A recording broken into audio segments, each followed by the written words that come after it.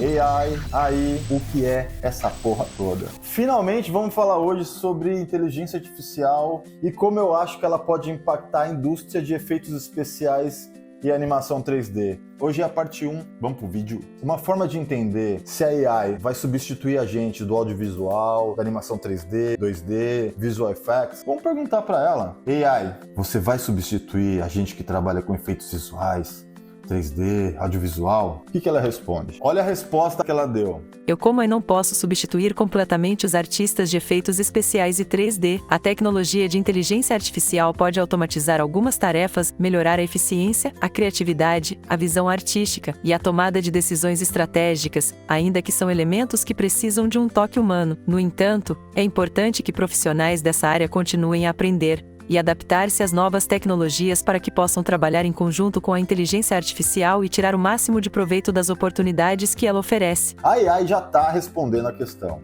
Então, assim, dá para acreditar nela? Claro que não, né, meu? Vai acreditar na inteligência artificial? Tá enganando a gente. No final do filme sempre mata todo mundo. Essa é uma das questões. A AI vai tirar emprego de todo mundo? Vai.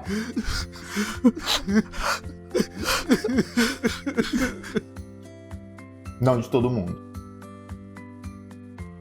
A AI vai tirar emprego de muita gente. Infelizmente é um caminho sem retorno. Assim como aconteceu com muitos animadores 2D, aconteceu nos laboratórios de filme fotográfico, filme para cinema, como aconteceu com a Blockbuster. É claro que estamos falando de uma nova geração de inteligência, talvez algo mais importante do que a própria criação da internet. Eu tenho consciência disso, a gente tem que ir com calma quando a gente afirma que, não, vai estar tudo bem. Muita gente vai perder realmente o emprego. O que eu acredito que todo trabalho repetitivo, mecânico, totalmente mensurável, todo esse tipo de trabalho tem a tendência da AI substituir, quase como uma máquina fazendo. Por exemplo, estacionar um carro. Eu sou um ótimo motorista, eu dirijo muito bem. Mas estacionar um carro é realmente talento? Você tem que ter uma noção espacial entre os carros, entre a calçada, a rua, você tem que ter coordenação motora, né, para você poder fazer o movimento. Tudo isso são quase cálculos matemáticos. A gente vê hoje, então, o carro autônomo e os carros que conseguem estacionar sozinho. AI já tomou o seu lugar. Se você trabalha com esse tipo de coisa, a AI vai tomar o seu lugar ou vai tomar a maioria dos postos de trabalho nesse sentido. Mas, o que faz da gente seres humanos?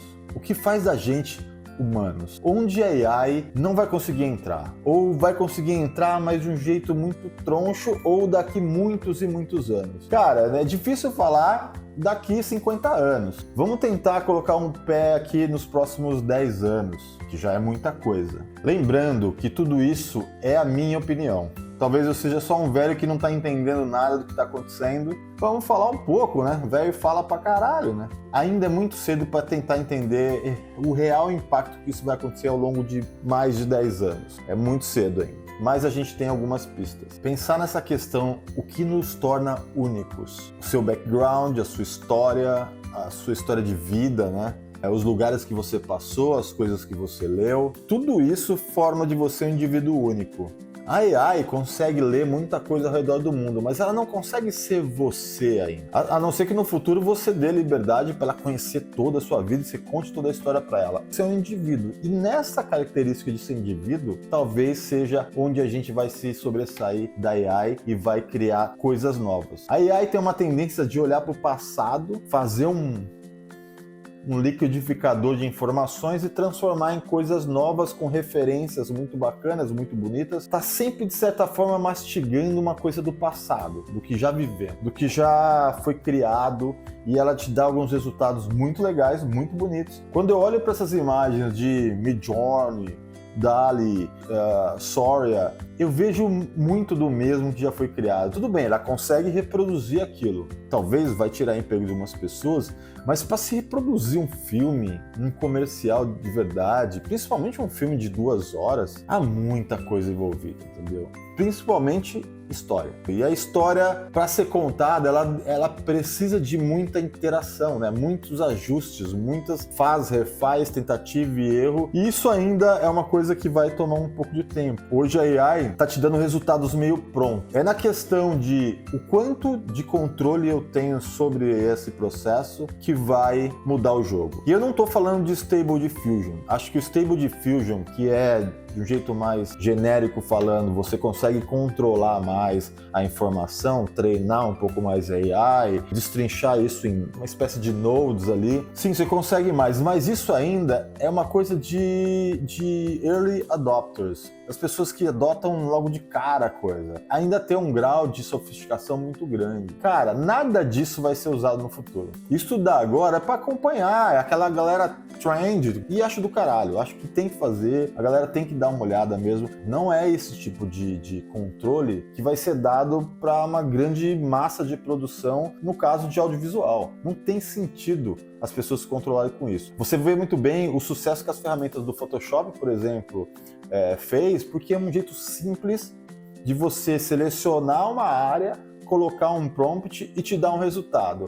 Aí sim a gente começa a entrar num pouco da questão do controle de partes, mas em 2D é uma coisa, em 3D a coisa muda de figura. Do jeito que as produções são feitas hoje, eu não consigo visualizar a AI te dando esses resultados e que vai agradar sempre ao que o diretor, agradar o roteiro, agradar os produtores, tudo de uma vez. É um grande desafio conseguir fazer que uma AI te entregue para todos esses departamentos e todo mundo fique satisfeito e gere uma coisa nova, fantástico, com pouca gente trabalhando. É uma fórmula, uma mecânica que ainda não entra na minha cabeça como uma produção dessa pode acontecer. Para pequenas coisas, beleza, funciona, até para um comercial talvez vai funcionar logo mais, mas para um filme de 2 horas que precisa fazer sucesso, sem esse fino master de controle que existe hoje, não sei se ainda estamos lá. Óbvio que não estamos lá, mas não sei quanto tempo que isso vai demorar para chegar. Nessas imagens que são criadas por esses aplicativos hoje de geração de imagem 2D e tal, fotografias incríveis e tal, se você olhar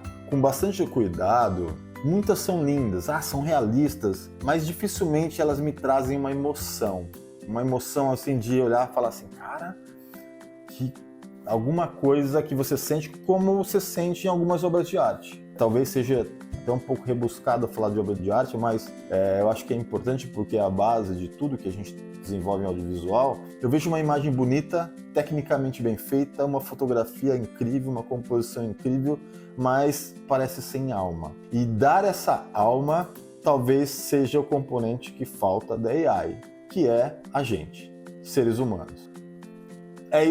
Esse é um dos pontos que eu quero falar nessa primeira parte. Além de ser muito difícil gerar emoção através da arte, mesmo com trabalho humano, mesmo entre artistas humanos, por exemplo, um artista pode fazer uma arte e o outro fazer uma arte muito parecida, e um tem algo e o outro não tem. Por exemplo, o que um Michelangelo consegue fazer, outros artistas da mesma época não conseguiram. O que faz o Michelangelo ser um Michelangelo? Um Van Gogh ser um Van Gogh? Mona Lisa é um clássico de imagem que você pode achar ela, nem gosto muito. Mas quando você olha para aquilo e fica olhando, ela cria uma estranheza, uma coisa que é difícil de explicar. E é nesse ponto que talvez a AI vai ter dificuldade de reproduzir. Por quê? Porque ela vai só reproduzir quadros do passado, vai tentar reconstruir alguma coisa muito parecida com aquilo. E o próximo passo? E a próxima obra? O que seria a próxima obra de um Michelangelo? O que seria a próxima obra de um Van Gogh? O que seria a próxima obra de um Banksy? A gente não sabe, porque está no futuro. Alguns anos atrás, a Microsoft lançou um projeto, aproximadamente uns 7 anos atrás, eu acho, um projeto que eu achei muito legal. Ela pegou obras do Rembrandt e fez uma análise com talvez das primeiras AIs que ela já estava desenvolvendo. Ela pegou várias obras do Rembrandt para redesenhar o próximo Rembrandt, o que seria o próximo quadro dele. Então é um projeto muito legal, eu vou deixar o vídeo linkado em algum lugar, vou postar esse vídeo, e algumas imagens aqui eu vou mostrar do estudo que eles fizeram, da distância dos olhos, do tipo de traço. E o que foi legal, esse estudo foi um estudo muito minucioso, envolvendo vários profissionais para recriar o futuro do próximo quadro dele. Ou seja, se você não tem um pintor fazendo a obra, você tinha um monte de profissional contratado para tentar reproduzir junto com a AI o que seria o futuro. Então acabou contratando mais gente. E o que é legal nesse projeto é que eles estudaram até as pinceladas, escanearam quadros, imprimiram numa impressora 3D. Então até o volume que tem das pinturas, da tinta, está reproduzida nesse quadro. Isso é muito legal, isso é muito divertido e muito interessante. Óbvio, é um projeto específico, mas toca nesse assunto de o que seria o próximo. Mas o próximo, ele é baseado no passado. Como que a gente sabe que um Rembrandt ia fazer as coisas iguais ele fazia antes? Quem sabe ele não mudasse de estilo e criasse uma coisa nova? Onde está a genialidade nesses casos?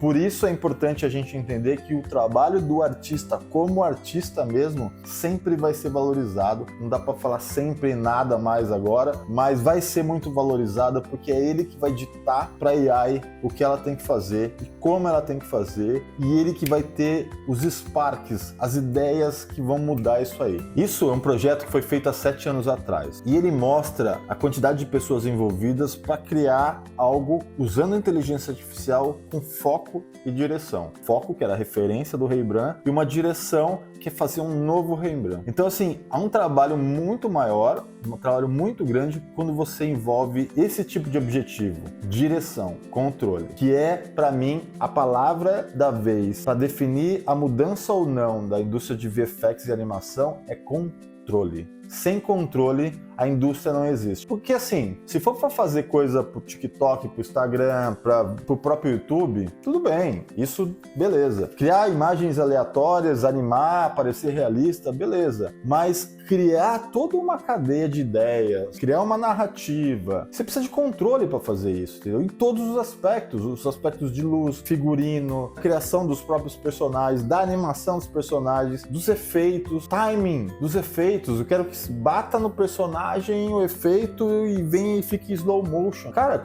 aí fazer isso agora tá tipo muito longe. A gente tá vivendo uma renascença, uma nova era da animação 3D e VFX. Não tenha dúvidas disso. Não tenha dúvidas que isso vai impactar absurdamente, mesmo eu acreditando em algumas coisas ou não. O que não vai ser substituído é a sensibilidade.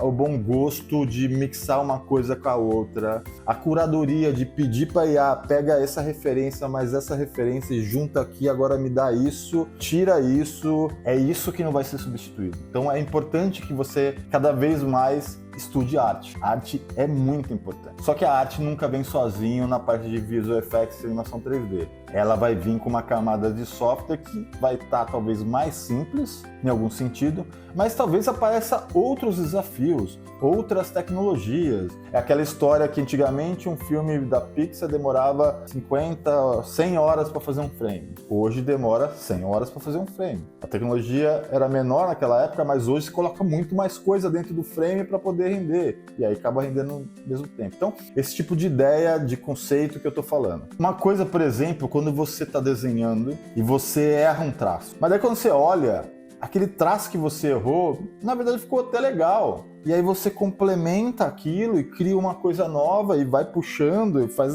por causa daquele erro. Isso é uma coisa que a AI não vai ter. A AI totalmente lógica, ela não vai errar, a não ser que você crie uma ferramenta para que ela erre de alguma forma, tá? Mas ela não vai ter esse tipo de erro. Desses erros felizes, né, quando a gente fala. É aí que mora várias coisas, saca? É aí que vai ter muita diferença. Outra coisa é a capacidade de você compartilhar. De você... Uma pessoa pega um trabalho, a outra continua, a outra vem te dar um detalhe. Isso na AI ainda é uma coisa complicada. É claro que eu posso dar opinião, né, do que está sendo gerado, mas realmente continuar o trabalho do outro, se você estiver falando de imagens geradas por completo, isso morre. Em conclusão dessa parte 1, apesar da grande tecnologia que a AI está trazendo para a gente vai ver um impacto, a gente vai ver uma briga muito grande e uma briga que eu acho que é das mais interessantes da história na nossa área, do que a gente é como ser humano e o que a gente pode trazer para a mesa, que faz com que a AI ainda se debata e que fala assim, o que eu estou criando é muito repetitivo, o que eu estou criando é muito mais do mesmo. E aí vem o ser humano e dá uma paulada de novas ideias, de não, então traz isso, então busca essa referência e mistura com isso. Vai ser um jogo de o que faz da gente mais humanos, o que faz da gente seres capazes de construir algo com emoção, com sensibilidade, com história, etc. E a AI trazendo a facilidade, trazendo toda essa mecânica de pegar as suas ideias e te entregar de uma forma mais rápida, mais fácil, porque você determinou aquilo como artista. Então é isso, essa é a parte 1 do vídeo sobre AI e rezar para que ela não roube seu emprego. Um abraço, até o próximo vídeo, parte 2.